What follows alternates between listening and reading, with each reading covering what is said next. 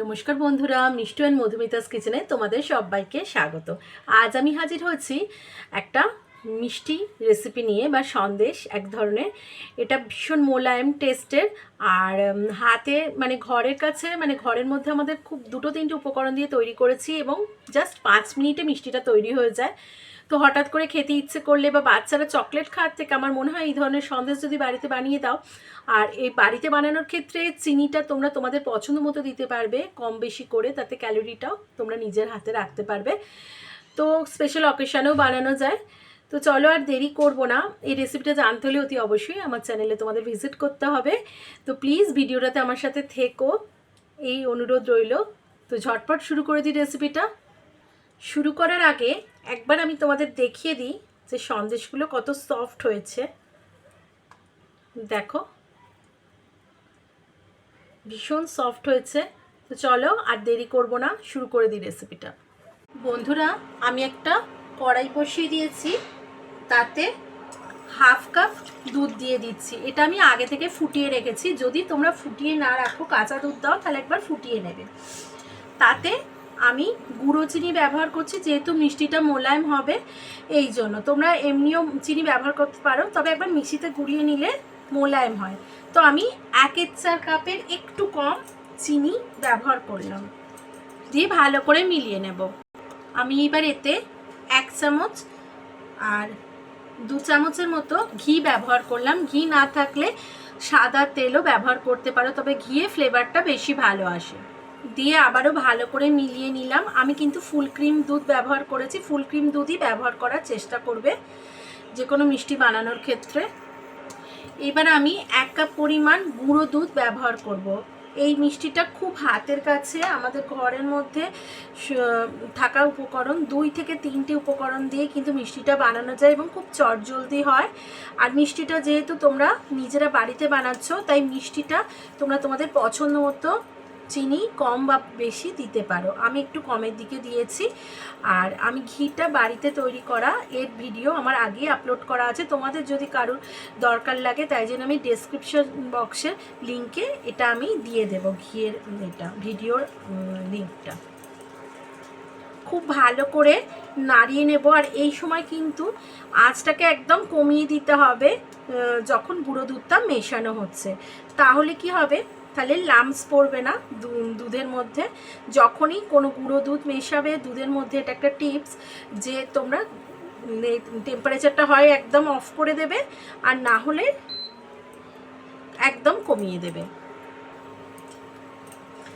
আমি এবার টেম্পারেচারটা মিডিল করে দিয়েছি আর পুরোপুরি মিশিয়ে নিয়েছি। আমি একবার ফ্লেম অফ করে দিয়েছিলাম, দিয়ে মিশিয়ে নিয়েছি। এবার যতক্ষণ না ঘন হয়ে আসছে নেড়ে যেতে হবে। মিনিট 2-এর মধ্যেই দেখো কত জমাট বেঁধে গেছে। এটা আরেকটু নেড়ে এটাকে জমাট বেঁধে আরেকটু শক্ত করে নিতে হবে, যখন কড়াই থেকে ছেড়ে আসবে ততক্ষণ পর্যন্ত। যখন এরকম ডোয়ের আকারে এসে যাবে তখন 1/4 স্পুনের মতো আমি এলাচ থেতো করা দিলাম। তোমাদের কাছে এলাচ গুঁড়ো থাকলে দিতে পারো, আমার কাছে ছিল না, আমি এলাচ থেতো করে দিয়েছি। তো এইরকম দেখো, ঘি দেওয়ার কারণে ফ্লেভার যেমন ভালো হয়, তেমনি কড়াই থেকে একদমই ছেড়ে আসে। তো আর একটুখানি ডো ফর্মে হলে আমি এবার এটাকে তুলে নেব। ঠিক এরকম যখন ডো হয়ে যাবে, একদম কড়াই থেকে উঠে আসছে, এই সময় আমরা ফ্লেম অফ করে দিচ্ছি, দিয়ে একটা প্লেটে নিয়ে নেব। আমি প্লেটটাতে ঘি ব্রাশ করে নিয়েছি, তোমরা তেল বা ঘি যে কোনো একটা ব্রাশ করলেই হবে।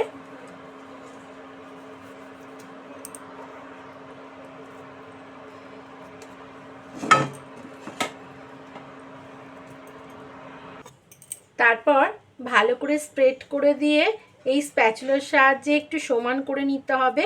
নিয়ে এটাকে 1.5 থেকে 2 ঘন্টা রেস্টে রাখতে হবে, তাহলেই জমাট বেঁধে যাবে। আমরা ফিরে আসছি 1.5 থেকে 2 ঘন্টা পর। বন্ধুরা, আমি ফিরে এলাম 1.5 ঘন্টা বাদে। তো এতক্ষণে আমাদের সন্দেশটা সেট হয়ে গেছে। এবার আমরা আমাদের পছন্দ মতো শেপে কেটে নেব। তোমরা বরফি শেপ দিতে পারো, আমি ভাবছি কোনটা দেয়া যায়।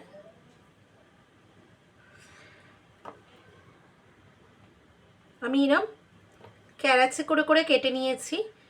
নিয়ে শেপ দেবো, বরফি শেপে।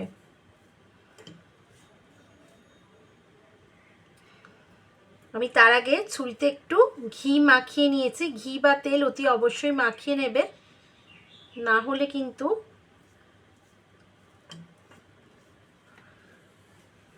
এবার আস্তে আস্তে তুলে নেব। দেখো বন্ধুরা মিষ্টিটা কেমন হয়েছে।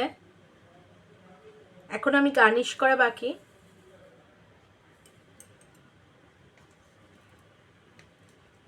এই মিষ্টিটা তৈরি করতে আমার বড় জোর 5 থেকে 7 মিনিট লেগেছে।